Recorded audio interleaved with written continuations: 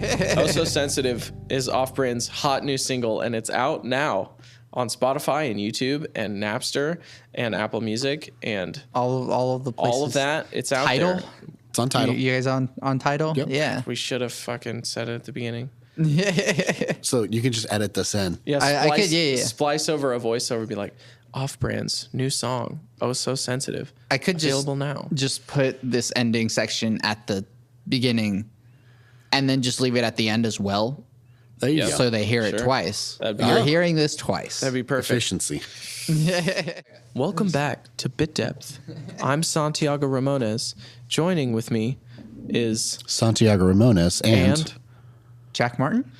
you're supposed to say Santiago Ramones. That's fine. That's fine. Welcome back. Welcome back to Off-Brand. We're going to talk about the local music scene. You have a hot take, right? Yes. Hot take.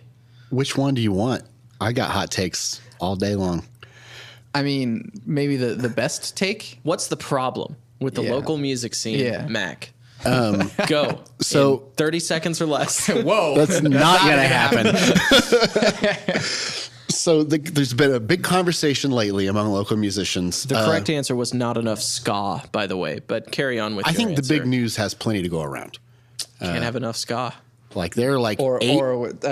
Don't Tell Dina said on their other podcast, the big nudes. Yeah, that's right. I literally just listened to that episode like last night. So it's all like every time you asked a question in the interview section, I'm like, what Don't Tell Dina responded with is rolling through my head, which is not okay, constructive. But I was like, oh, I remember these questions. Deja Anyways, vu. go ahead. Anyway, so there's a big conversation right now, primarily centered around a specific venue, which we already named in the last episode, so we can't really maintain plausible deniability. VZDs. You didn't name them. Well, now you just now did. I have. God damn it. Okay, VZDs did some shit, Yikes. and I mean, I think it's fine to talk about it because they did do it. Yeah, they did did do it it. multiple times, and there's proof. hold people There's account- proof that accountable they for did this it. shit. Yeah, and Yeah. so it's not like this thing where it's like we're, guerrilla warfare or anything like that. and it doesn't invalidate problems from anyone else. It's just Yeah. that the thing that started the conversation was there were 2 or 3 different acts, Dr. Pants primarily, and then Off-Brand we had a bad experience that we kind of contributed, and then there were a couple others which I don't remember specifically, but I'm sure nobody remembers Off-Brand specifically. it was a either, conversation more than like it was a bigger amount of time where artists had bad experiences. Yeah, dealing exactly. with it. But it is also indicative of kind of experiences that people have had throughout the It wasn't music scene. It wasn't just VZDs that this was the problem with. But the sort of the conversation that developed from there, so the problem seems to be that venues, promoters, sort of the people who are necessary but sort of ancillary to the music scene, don't value artists enough. Like that's kind of been the thesis of the discussion, if you will. And I think there are definitely specific instances of venues doing things that are not good for artists, things that are, arguably like objectively wrong, and specific venues that do it worse and more often than others and whatever. But I think that ultimately the thing that the Oklahoma City music scene needs are solutions that come from a much more kind of holistic view of the situation.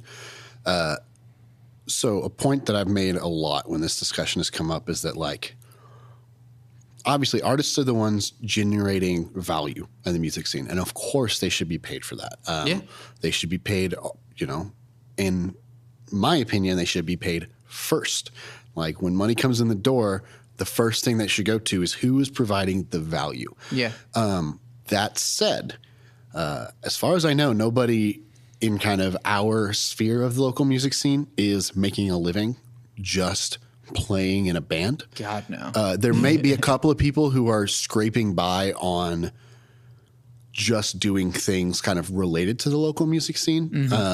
People who do recording, people who do live sound, and are also in 4 bands or whatever. Yeah. But the fact is that none of these people live or die based on money they do or don't make in the music scene.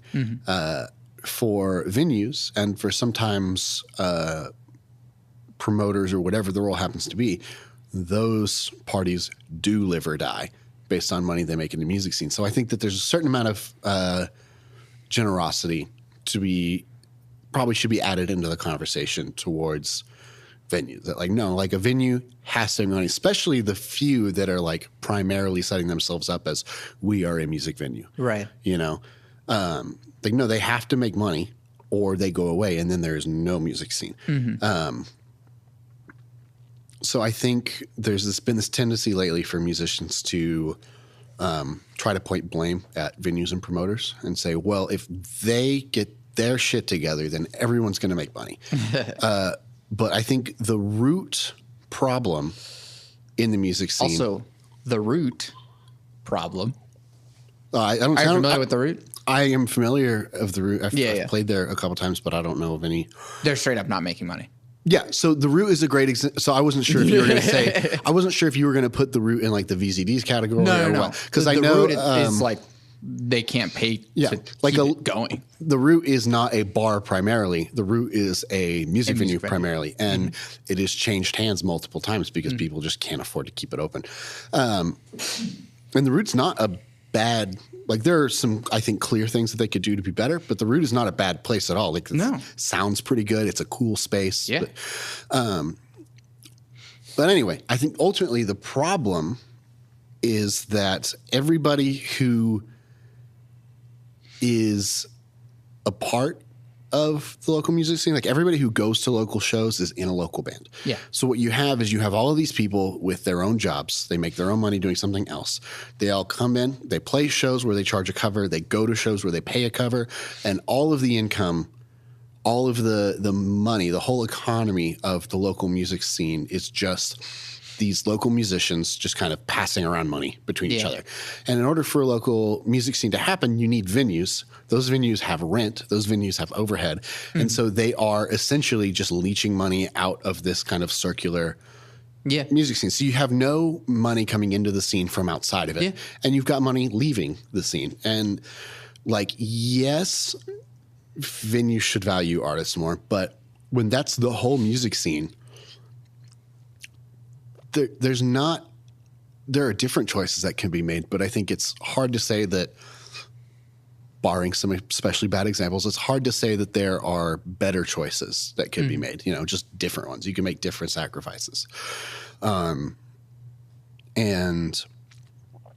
I think it's a lot easier to put the focus on these individuals who run these things and say, if they would figure their shit out, then everybody would be doing better and everybody would be making money and yada, yada, yada. But none of those proposed solutions get more money into the scene.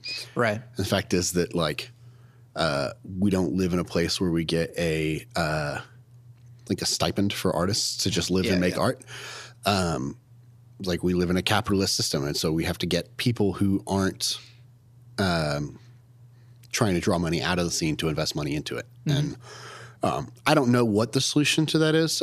Jack and I have talked about it quite a bit because I think solving that problem is super, super relevant to our interests and our well-being as a band. And I think that's true for every local artist. But I mean, like it or not, you're here. Yeah. And, I don't want to, you can finish up. I don't want to derail you if you were still going. Well, I mean, that's I was getting to the end, just like, the problem that we have to solve first, like holding venues accountable for being moral with the way that they handle their business is kind of should be a given. It's not, but it should be. But the actual problem that has to be solved before anything can really get better is like we have to figure out how do we reach just people who live in Oklahoma City, people who live in Norman does a little bit of a better job of it. Tulsa does, from what I understand, a pretty okay job of it. Like there are bands in Tulsa that are just bands in Tulsa and that's what they do. Yeah. I don't think there's probably very many of them, but it's a thing that's possible. And I don't know, I think that's where we are. And I think that's ultimately the problem that needs to be solved. And I think that all of this other stuff is important but secondary, and it can be solved while we solve the other problems. I think that taking care of like the relationship between venues and artists and repairing that is going to be helpful and important to moving forward. But yeah, that's kind of that's my that's my hot take. Yeah, and it's good to take an economic standpoint from it, because that is, in the end, that is what we're talking about. We're talking about money. Yeah. It's like people always like third world countries are not poor because they're corrupt. They're corrupt because they're poor. And our music scene kind of follows the same principle. Like when there's nothing going around and there are any parties that have to survive from it, then it's impossible to share. It's impossible to be fair. So, Yeah. And I think it's, and I think I've talked about it on the podcast before, but it's a part of the culture of Oklahoma. And so I don't know how we change the culture of Oklahoma to sort of just change people's minds to go, there is music in Oklahoma. Right. And that music has value, and you should go to these shows and pay for it. Right. Because there's tons of people who live in Oklahoma and love music. Like freaking Moore's like water tower says like home of Toby Keith. Yeah. Like yeah. They know, like we all know that Oklahoma values music, but the consumers themselves aren't going, hey, I want to see music tonight. I'm going to go to a local venue and see that music, even though I'm not involved in music in any way, shape, or form. Right. And so like if the consumer's perception is just there's no music in Oklahoma, then we're not going to reach that out. But like, of course you can go to LA and New York and Seattle and go, oh, we know there's local music here. You go to New York and you think like jazz, or like New Orleans, you think jazz. Yeah. You go to Seattle and you have like these indie bands. And so like there's definitely like scenes going on and people know about it and it's part of the culture in those areas. But like there's no non-musician consumer that is trying to tell every other non-musician consumer that there's music here. Well, I think you're absolutely right, and I think that if you really want to talk about capitalism and economics and market share, at the end of the day, and I've said this for fucking years, your band is a business. Mm-hmm. Regardless of whether or not you like that or not. Mm-hmm. If you want to have a career, and most people in the scene do want to have some kind of career, sure, your band is a business. It's a fucking brand. Yeah. So at the end of the day, as shitty as it sounds, you have to think like you're selling a product. Yeah. So I would agree 100% that there's a cultural, I don't necessarily want to use the word problem, but it is about the culture in Oklahoma. Now, you said more, home of Toby Keith, right? Well, right there you have a genre. Yeah. Country. Mm-hmm. Okay.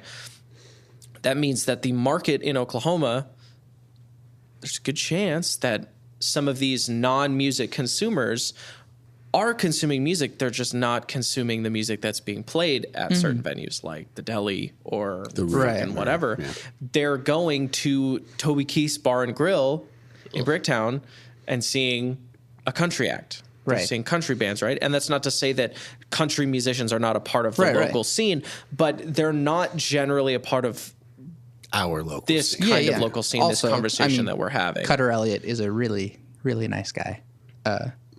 See, I have no idea who that even is. Did you go to ACM? Yeah. I know who you're talking about. Yeah. He's stupid good.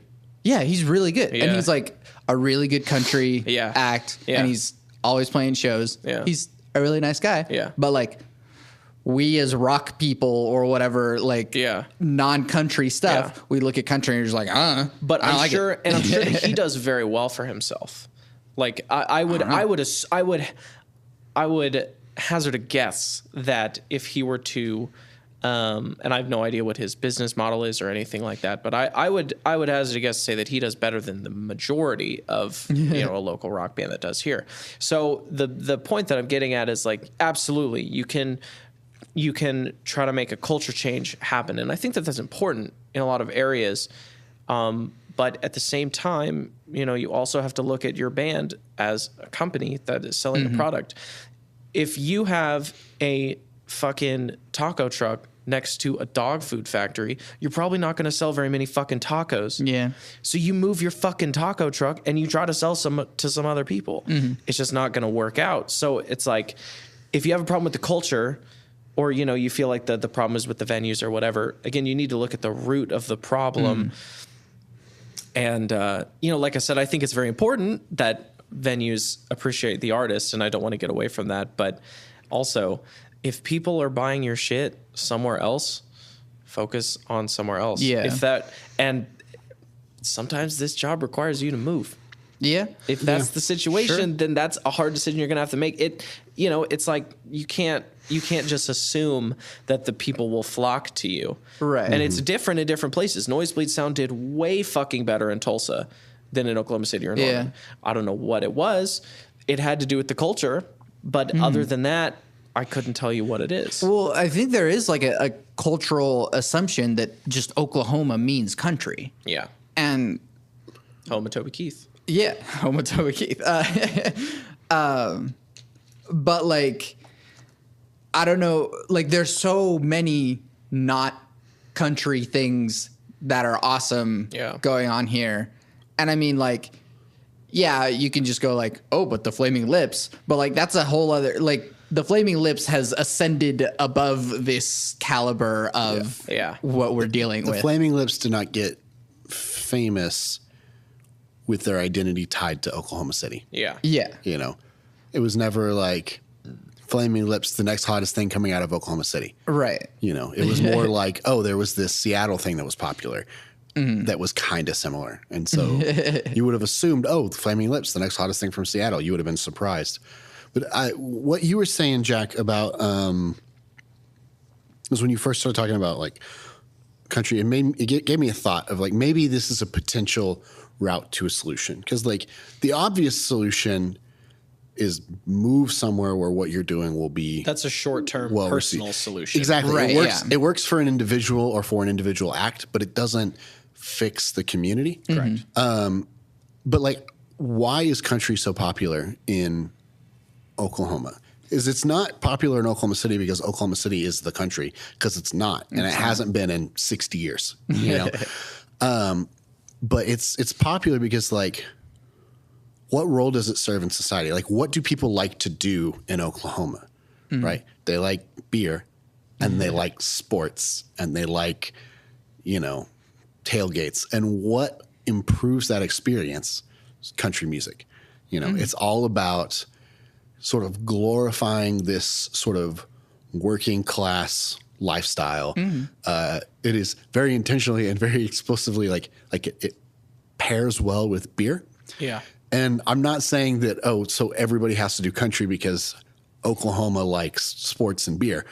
But like, country doesn't do well because people are just absolutely obsessed with any one particular local country artist. They're not usually that distinctive from one another anyway. And everyone in Oklahoma City that I know of, they want to create this art and they want to make the statement and then they want to sell this art to people. But ultimately what you're doing is you're selling an experience, and you've got to decide like, what do people already want to do? What do people already value? What are people already willing to spend money on? And then out of that massive list of things you can probably come up with, what on that list does our music improve upon?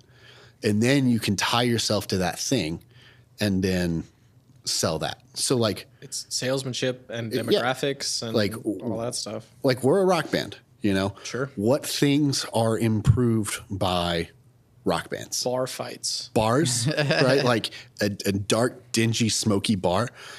Country music too, but the country music that does really well in those environments tends to be a little edgier anyway. Yeah. I mean, Red Dirt is. Exactly. Yeah. like we were talking about this a while back. I went to like 3 or 4 shows at the Blue Note in like a week and a half. Just coincidentally, there were a lot of shows there that I want to see. And I realized there's a ton of people here and it's the same people, even though it's not the same band. Right. And it's because those people want that experience. It's a lot of like, I don't know that they are bikers. There's definitely some bikes in the parking lot. Like damn near a biker bar. But they look like bikers. Yeah. They definitely want to like enjoy that environment and that identity. And a loud ass fucking rock and roll band on stage like is almost an essential part of that environment. Yeah. You know? So there are other things like that. Like, oh, if you're some kind of like hipster indie band, not to like talk bad about 98% of bands in Oklahoma City, but I'm definitely a hipster indie band, so there you go. Don't have to worry about I was going to say, who are you outing in this scenario? Like everyone. But no, it's not a bad thing. But like, what experiences are that people are already ready and willing to spend money on are improved by that? Yeah. And there are classy restaurants, there are art festivals, there are, different forms of performance that people are willing to at least add some value to, like theater or things like that you can maybe tie yourself into somehow. Yeah. And well, you can also you can look at the other bands that are. I mean, your definition of success can be loose, but like I said, I always like to look back at Zoot Suit. Zoot Suit had a crazy fucking following, and they knew how to work it. They threw that house party like twice a year or something like that. That was huge. I mean, like 300 fucking people would show up to that house, and they had a niche, and they knew where they were supposed to be. They knew what they were supposed to be playing, and they played perfectly to that audience. And in that scenario, they literally created their own venue.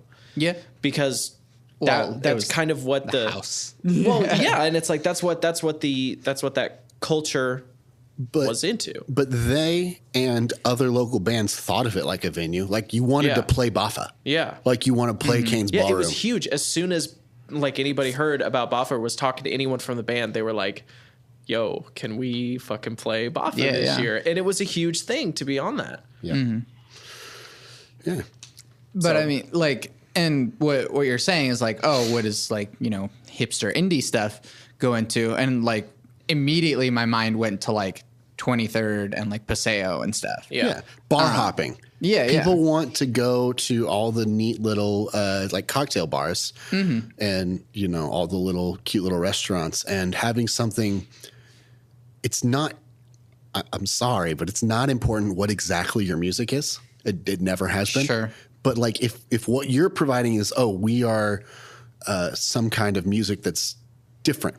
There are sounds coming off the stage that you don't usually hear. It adds to the experience that people are already willing to pay money for, which is novelty. Yeah. Yeah, and that's the same with any musical act at all. It's like it's you got to know who you're supposed to be playing for. Yeah, like how do you add to an experience that your audience is already willing to pay for? Yeah, right. Yeah, but at the same time, it's like what venues are in that area. There's like Sauced, which is a really small room. Yeah. There's The Root, which I mean, it's a bar, but it's also kind of like removed from like Paseo and 23rd, and then like Tower. I mean, there's definitely not that many venues. Which is also a problem too, because the venues that are open, can be very selective because there are so many acts that want to play there just because of the lack of Tower. This is where the relationship with the venue starts to become very important because 23rd Street, every one of those little cocktail bars, you could put a stage in there. They're all pretty small. You couldn't put a big stage in there. But you could block out, like 9 square feet in the back. But you know how many freaking like acoustic singer-songwriter I was going to say, get those acoustic guys. And that's good. There's lots of those. Yeah. I'm one of those. I can be. Yeah. So like, you can definitely. And like how much are those or have they already? How much money have those venues spent on getting their vibe right? You know, right? Yeah, those places are decorated intensely and intentionally. And you say, okay, let's have a band in here that reinforces that, and let's give them, you know, let's give them 5% of the bar. Just that's it. Sure. As long as you're in here playing music, you get 5% of the bar. Yeah. It's like that's the and difference. Half off drinks. Sure. Yeah. Fine. But like that's like the difference between whether your tippers are feeling particularly generous or not. Like that's a separate economy conversation. It is. Yeah. But it's the same when it goes back to the culture. Yeah. That just circles back around again. Yeah. But but the point is like 5% at the bar is a write-off. Sure. You know?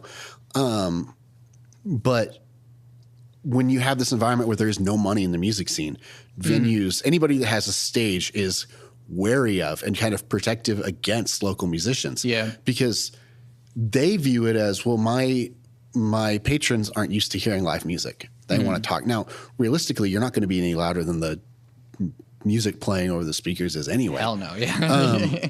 They're blasting that shit. Yeah, exactly. In that scenario, yeah. But they're like, oh, but what if they're not good? And then people leave. But like, that's a risk you kind of need to take. And I think it would be worth it to the bars, you know? Well, because all the good acts leave.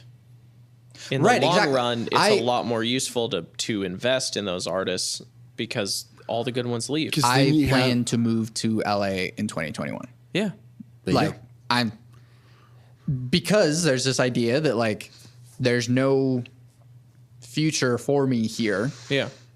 And you know that now. And that's so like it sucks. And like it's not that I don't want to build up like the local music scene here. I feel like I'm hopefully have contributed enough just by having this podcast. Yeah. You definitely enriched the environment and had conversations like this, which are important. But I don't plan on staying here. Yeah. And so like, if again, if not just the venues, because again, we can't pin it all on the venues, but if the culture allows these acts to thrive without having this sort of like patting ourselves on the back for like, hey, look, we put on, you know, Norman Music Fest and like, yeah, I'm playing Norman Music Fest and all that. But it's like they pride themselves on like, oh, we play every act or we pay every act. Yeah. It's like, yeah, but hey, if you pay a 5-piece band and a $25 gift card to the garage. Yeah. That's. Yeah. Yeah. I remember. But. Yeah. Like. And so it's hard. Because they have so many stages and all this stuff to like organize and stuff. But like, if all of those venues that are Norman Music Fest are prepared to have music all the time, then that scene could actually flourish a bit more rather than just here's one time a year that we open up all these stages and have all this stuff going on. Yeah. It's like, well, look at all these venues that suddenly we have. Yeah. I mean, if that was the case, it would look like Austin. Yeah. You know, just because there'd be live music coming from every fucking open door, you know, on Main Street or whatever the situation is. And Norman is way better than Oklahoma City. To be fair, Norman is way better. I just don't like having to drive Norman's relative to like music scenes at large, Norman still sucks. And it's way better than Oklahoma City. Yeah. Yeah. I mean, it's just kind of a situation where I think, at the end of the day, you know, what would it take? You know? And like have a conversation with other musicians, other venues, because I feel like, and you know, I'm kind of fresh on the scene myself, but like, I don't know what relationship I have with venues. Yeah. Like, I feel like, you know, sending an email being like, hey, can I play at your thing is like the extent to the relationship that I have with venues. Yeah. As opposed to like talking to whoever is doing the bookings or talking to the owner and like actually seeing like what we're doing and knowing about that. But if like, you know, we need to be interconnected rather than just like a hard cutoff between musician and venue and consumer and whatever that means. Right. I have a take for that too. Go for it. Let's do it. So I feel like there's a 3-step process. Like first of all, understand Under my 3-step umbrella plan. Exactly. Here in my first 100 days. Yeah, exactly. Okay, so first of all, understand that we exist in a capitalist music scene, and start thinking about, okay, where is there already money? How do we insert ourselves into that, which we talked about? And then the second thing is okay, now we have to establish what is the role of venues or promoters or whoever in that, and then it's okay, how do we actually put these things into how do we make these things actually happen? Yeah. And there were a lot of different solutions to a whole bunch of different problems that kept coming up sort of repeatedly during this first huge wave of this conversation that happened.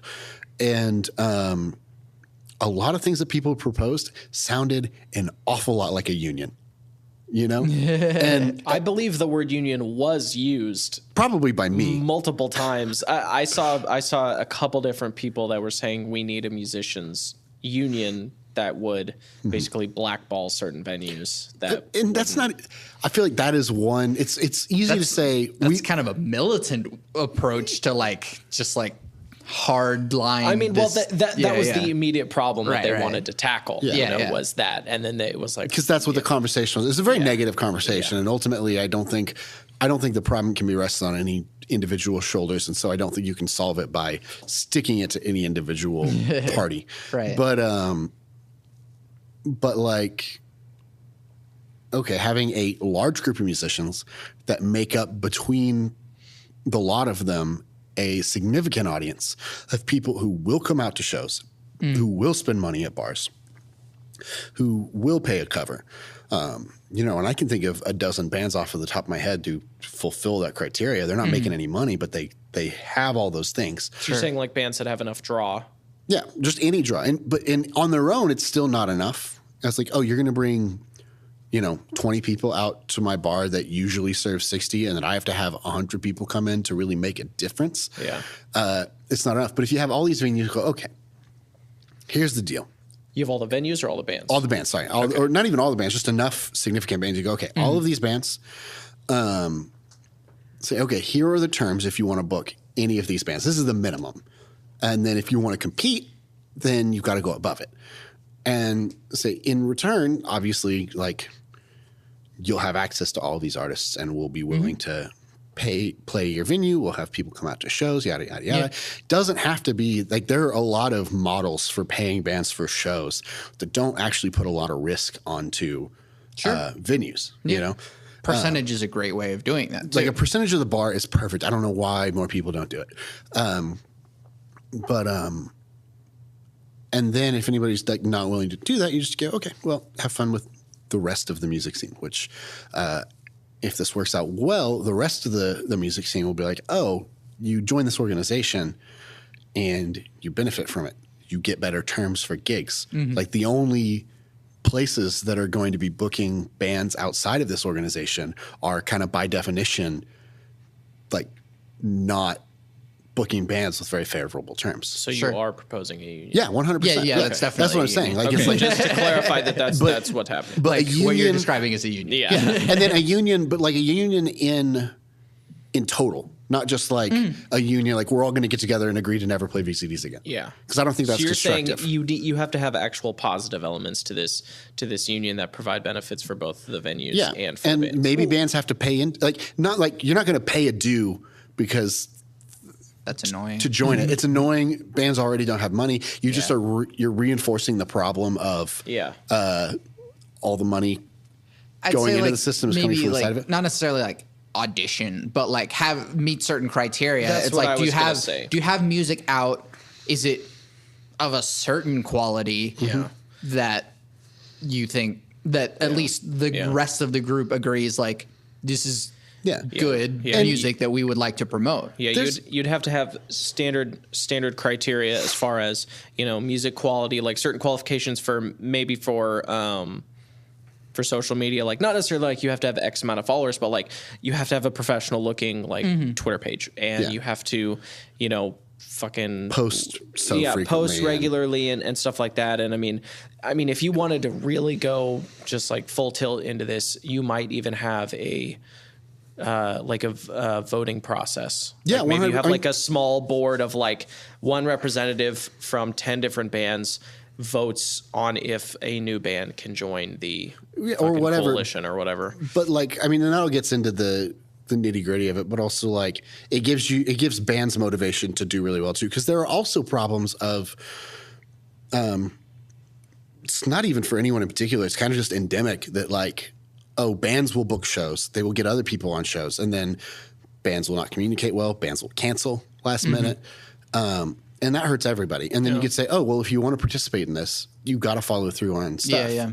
And like, because then we hold ourselves to a higher standard. Exactly. And it's like, hey, and then man, the venues feel really good this. about it. Yeah. You canceled on this last gig. Like, I don't know if I want to book you on another one. Exactly. And we can just basically tell venues like, hey, we're not holding your requirements for booking this band to the same standard that we do everyone else, because they're not following through on what we expect from local musicians. Yeah. And there was something else. Is this the first step still? No, this is step 3. Okay, I was. Whoa. Okay, I kind of. No, first step was the flurry of activity. just like recognizing that we live in a capitalist system and trying to think about things accordingly. Gotcha. And then second is establish that we need strong relationships with venues, and then 3 is like unionize.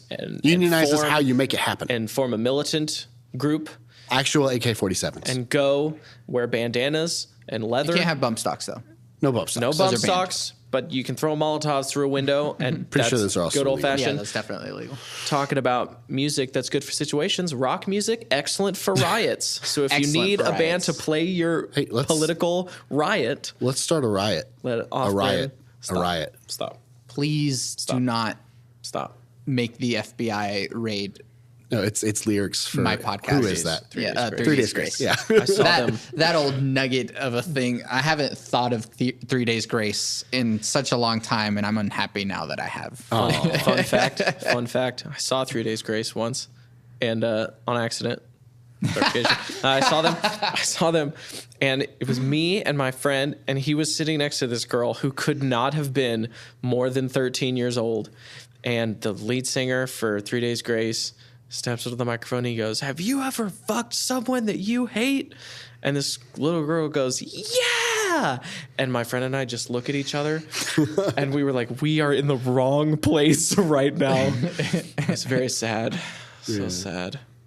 I mean, that is kind of a decent, like, if you're describing 3 Days Grace, just that was all I needed. A 13-year-old girl yelling about hate fucking. Yeah, that sounds about right. Yeah, I didn't need that in my life. That's an experience I could have lived without.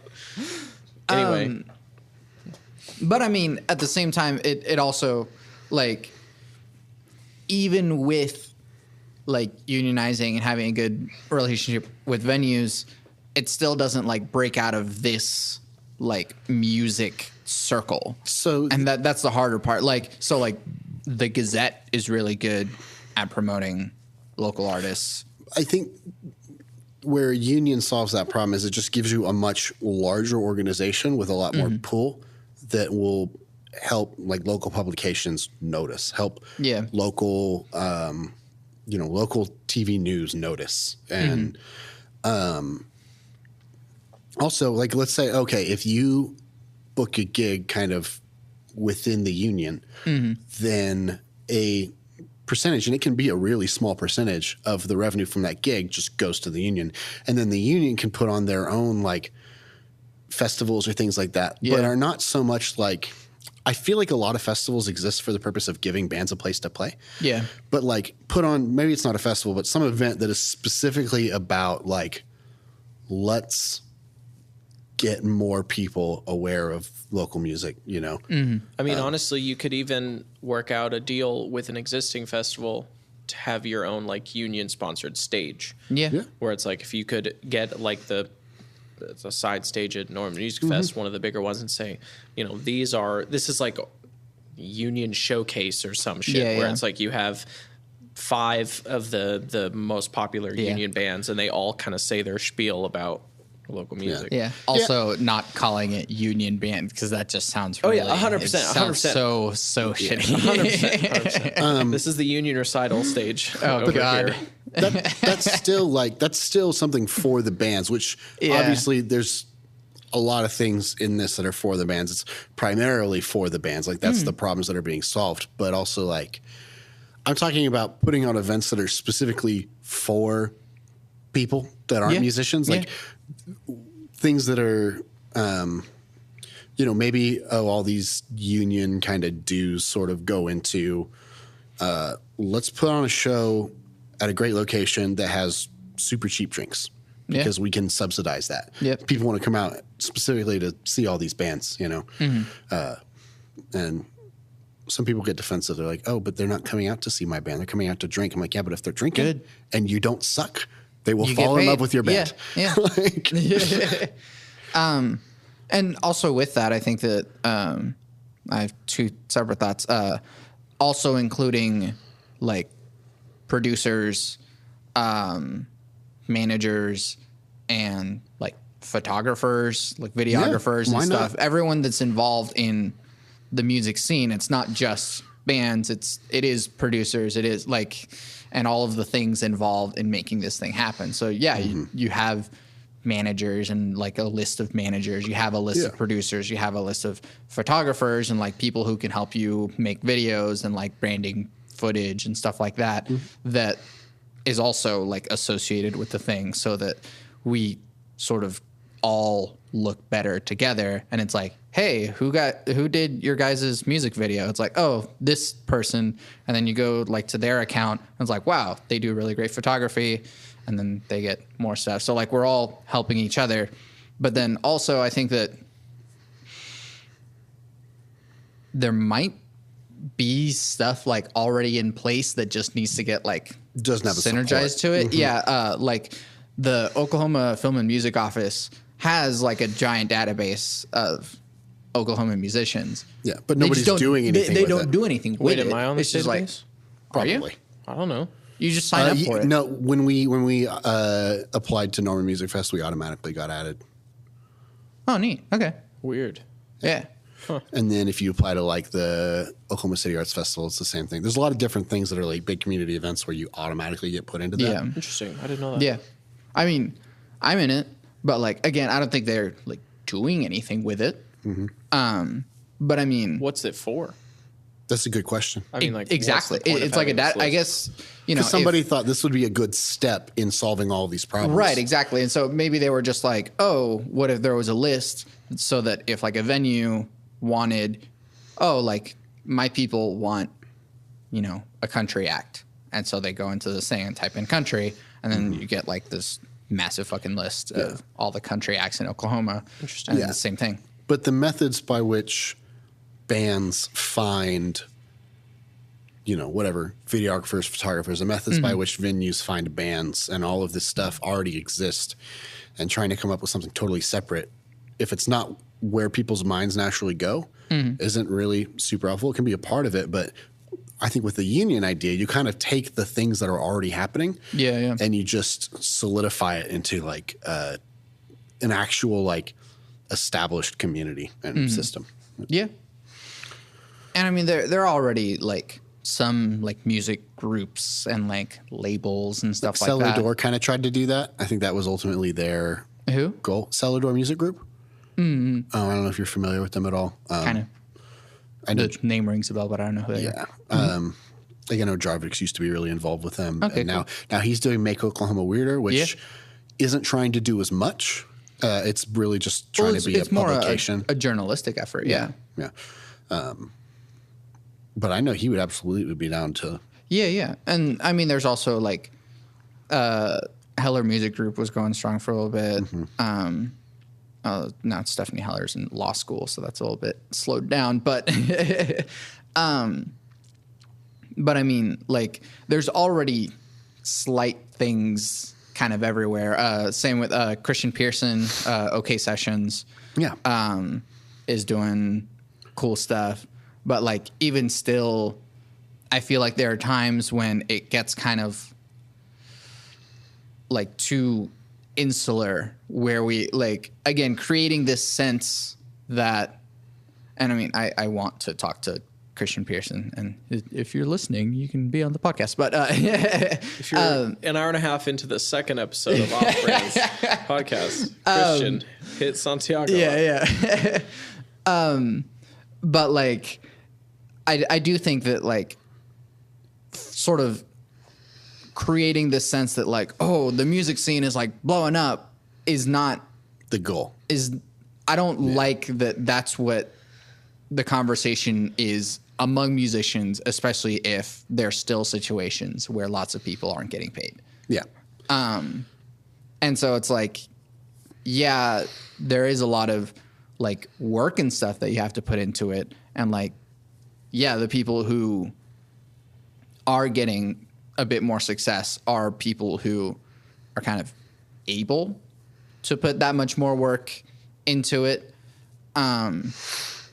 And so, yeah, kind of having some sort of infrastructure, or like everyone talking to each other to be able to like lift each other up. But like, that's the thing, is that like Color Music puts on awesome, great shows, and like they have great music and what they do is awesome. But they're also like established musicians. They all have jobs in the music industry. Everybody knows each other in that band. And like, that's a huge thing, and it's great. But like anyone else that like some band that just formed out of ACM that like kind of doesn't know what they're doing, they don't have that same kind of infrastructure to be able to put on something like Color Music can. Yeah. And so, yeah, I do think that like having a group, but it's just like we need to be able to actually talk to each other and agree on some of that. Because, yeah, at some point, if we don't, then everyone, like myself, is just going to move away. Yeah. Just going to leave. And it's not like I'm also leaving because I want to make music for video games.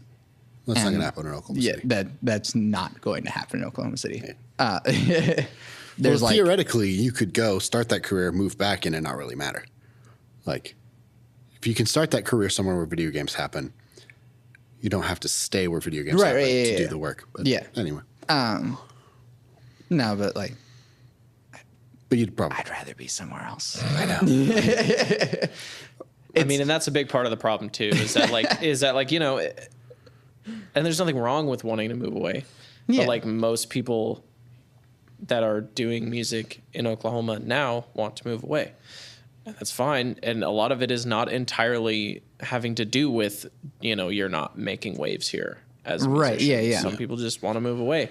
And that automatically makes you much less invested in trying to change the overall culture. If you're like, yeah, but like I could also move to Austin and, you know, that's kind of where I want to live anyway. So why would I spend 3 years of my life trying to make this thing happen when I'm just going to move anyway? I'm definitely going to spend a year of my life trying to make this thing happen. Absolutely. Even though I'm going to move away. Yeah. But like, then if you get something started that is doing really, really well, there's no guarantee that when you leave, it doesn't just kind of, like, that's what happened with Cellar Door, is all the people involved just kind of moved on with their careers into, you know, bigger and better things. Right. And then it just kind of went away. And then everything just yeah. Yeah, and that is kind of like, that's a sort of separate thing, is that making sure that our posterity gets the same things that we set up. That's why union. If you do a union, you have like a constitution basically, and you say the organization is basically this document, you know, and whoever goes through the process laid out in this document to be a part of it, then there's a voting body and all that. And like, even if the people who are leading it go away, there's an established way to just like keep it going. Or if it does fall apart, there's an established way to like set it back up again. But. Yeah. And I mean, like, so in the conversation of unions, like, there's two extremes on it. So like the film scene in like LA, for example, is heavily unionized. Yeah. Especially because, you know, film has been around forever now. And like you can't act on a thing that like pays more than this amount and not be in a union. Like they just won't hire you. Yeah. And then there's the other extreme, which is video games, and there are no unions, and everyone is being hella abused and run into the ground. 100 hours a week. Yeah. For peanuts, literal peanuts. And they're happy to do it. And they are. But like, and the culture is like, this is part of the thing. You do have to work, 100-hour whatever, and, only get paid your 9 to 5, even though you're mostly working overtime. By the way, God of War, Game of the Year, last year, was almost entirely produced in crunch. Yeah. I mean, Red Dead 2, they were talking about working 100-hour work weeks. Yeah. Which is insane. And so, like, I don't know at what level that needs to happen, but like the other thing too is that it gets kind of scary if it's too connected. Like, you can have like cartels form and things like that. Yeah. Because I mean, we should start our own cartel. Get the union started. I mean, like the literal. We could start a union and call it a cartel. Yes. Ooh, I was gonna say start the union for the sole purpose of creating a rival cartel. Yeah. That was my thing, but we can do your thing too. That works. That actually might be more because like, and this is the funny thing. This can be a sort of because we're getting really dry. But the thing about like rock music and like punk and all this stuff, it's all about like fight the power and stuff, like fuck organization, yay anarchy is sort of the whole thing. Yeah. But it's also like, hey, we need to make money and like you need to join a union. Yeah. And you have to like sign this paperwork and make sure that you vote on our board. I mean, I think collective bargaining is punk rock. Anarcho-capitalism, but not quite fully like. But just minus anarchy. the anarcho, and plus the capitalism. Yeah. It's actually just capitalism, and once we sign capitalism asterisks. Once we sign our CBA, we'll have the most kick-ass basement shows you've ever fucking seen. But I mean, it is this weird thing in that like we're selling rebellion. Yeah.